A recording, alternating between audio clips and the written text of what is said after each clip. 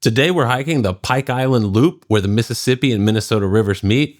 Along the way, we're going to tell you the story of a soldier who had 2 wives, spoke Dakota, and left behind over 400 paintings of a world about to vanish. In the 1840s, a soldier named Seth Eastman commanded the fort just above this trail. But he wasn't just a soldier, he was also an artist, a trained observer who spent years sketching Dakota and Ojibwe life before it was pushed to the edge. His paintings show us a culture on the verge of upheaval and a country still pretending like it hasn't made up its mind.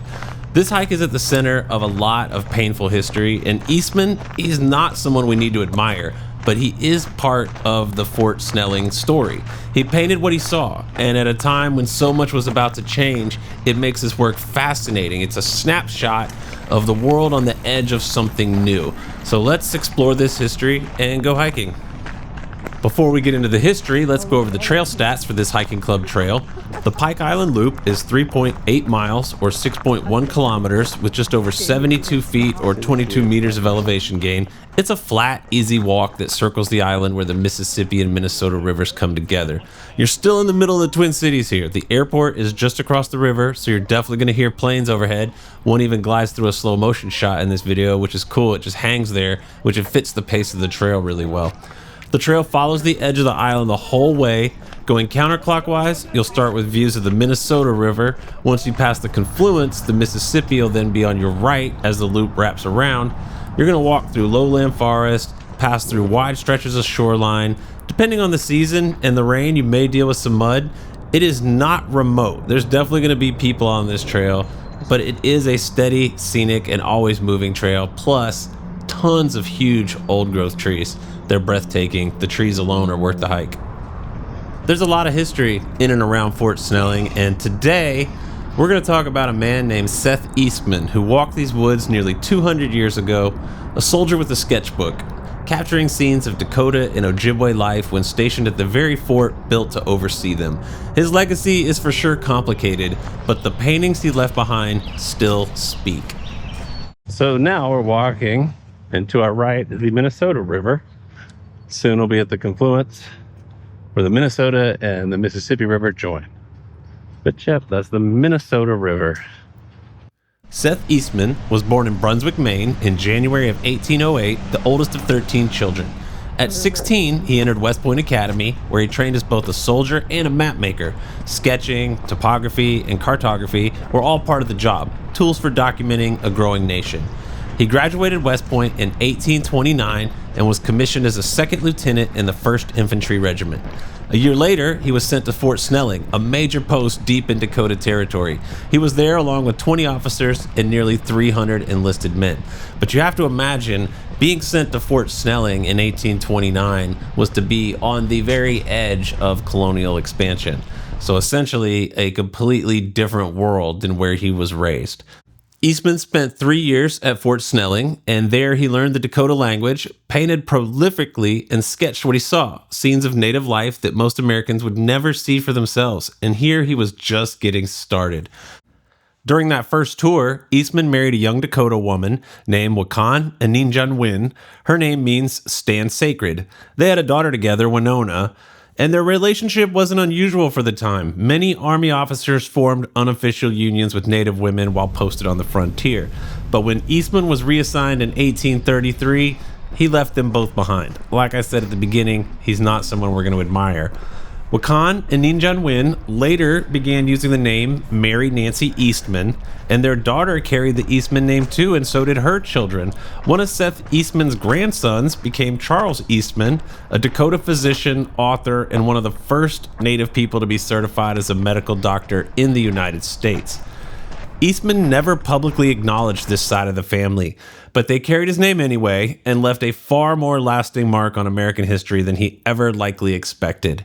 After his first tour ended in 1833, Eastman left Fort Snelling and the family he'd started there and returned to West Point to teach drawing, essentially map making.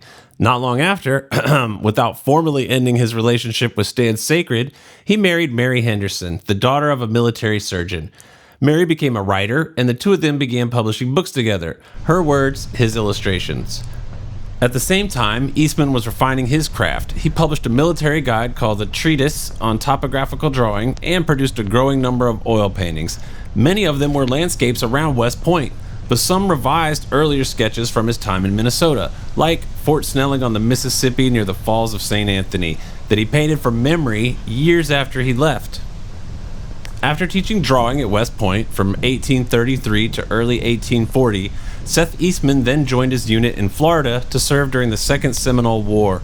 In 1840, he arrived in the subtropical territory where he continued sketching native life and refining his artistic eye even while still in uniform.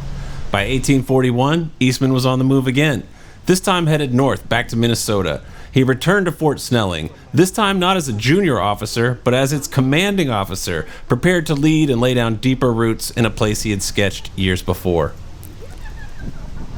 And we're going to take a quick break from history to point out that we are at the confluence. This is where the mighty Minnesota and the mighty Mississippi meet, and this is one of the coolest parts of the hike. I was very excited to see this. It's flat water, but it's just such a cool geographical feature. Fort Snelling sits high above the confluence of the Mississippi and Minnesota rivers, being a strategic and symbolic position on the edge of U.S. territory. This time, Eastman brought his second wife, Mary Henderson, a writer, and they became an unusual creative pair in an otherwise military post. As commander, Eastman carried out his official duties, but in his free time he painted, and he painted a lot. All right, we are walking around a ton of actual mud now. They told us it was going to be muddy, and on the first half we were like, this isn't muddy. This is muddy. Like, you're having to choose every step here, but it's just one little section. And now we're back to nice hard pack. Cool. And let's get back to the history. While stationed at Fort Snelling, Seth Eastman painted some of his most memorable works. His works from this period include Chippewa encampment on the upper Mississippi, Dog Dance of the Dakotas, and the previously mentioned the Falls of St. Anthony. His art did not romanticize life here. It captured it with the eye of someone who had lived amongst the Dakota and spoke their language. He wasn't just observing, he was embedded, giving his paintings an authenticity rather than romanticized versions. Some of his work was even considered too controversial to display due to his graphic, yet real, nature. Mary, meanwhile, was writing stories based on their life on the frontier. Her books were filled with Eastman's illustrations, turning their time in the fort into something of a publishing partnership. The second tour lasted 7 years, the longest command at Fort Snelling by any officer at the time, and in those years, Eastman didn't just run the fort, he created some of the most enduring visual records of a time and culture on the brink of a dramatic change. Sadly, there is no record that he ever reconnected with the Dakota woman he married during his first tour, or their daughter Winona. He returned to the same place, walked the same ground, but left that part of his life unspoken. What he remembered, did they reconcile or did they not? It just remains off canvas and lost to time. After leaving Fort Snelling in 1848, Seth Eastman's career took a national turn. By 1849, Eastman, along with his second family, were living in Washington, D.C., where he was selected to illustrate a massive 6-volume study of Native American tribes led by Henry Rowe Schoolcraft. It was a major federal project backed by Congress, and Eastman produced 275 illustrations over 5 years, mostly drawn from his own frontier sketches. The books became one of the most important visual records of native life in the 19th century. In the 1870s, Congress turned to Eastman again, this time to paint 17 U.S. military forts for the capital. His attention to detail and personal experience set his work apart, and he was definitely the right artist for this particular job. Eastman finished the final commission in 1875. Later that year, while sitting at his easel with his brush in hand, Seth Eastman died from a stroke at the age of 67. His legacy is still debated, but his paintings remain. They're not perfect, but they offer something rare, a first-hand record into a world that was already beginning to disappear. Thank you so much for watching this little hike through history. I hope you have enjoyed it. Don't forget to like, comment, and subscribe, and I look forward to seeing you all on the next episode of our Hiking Club Adventures. Thank you so much. Bye-bye, y'all.